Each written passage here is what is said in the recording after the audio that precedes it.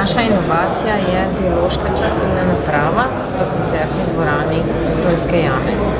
Problem, ki smo ga reševali s čistilno, so bile odplake obiskovalcev, ki se zadržujejo v sanitarnih prostorih, tako da smo v tej inovaciji tudi sanitariji namestili biološko čistilno napravo. Inovatorji so Branko Potočnik, Aljoša Arčon, Gino Bertoli in Uroš Sajovic. Problem je bil, da mora čistilna naprava delovati pri stalni nizki temperaturi.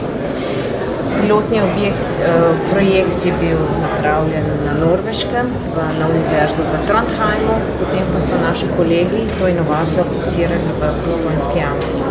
Inovacija je seveda že v tem, da gre za prvo podzemno čistilno napravo v Kraški jami. Na svetu se bo seveda treba vso čistilno projektirati tako, da se na začetku razstavi, prepelje v ustrezno okolje in se jo tudi v podzemni jami umesti. Gre pa za kombinacijo dveh tehnologij. Gre za tehnologijo pritrjene biomase na mobilnih nosilcih, ki poteka v 3 fazah, in kombinacijo z mikrofiltracijo skozi membrano.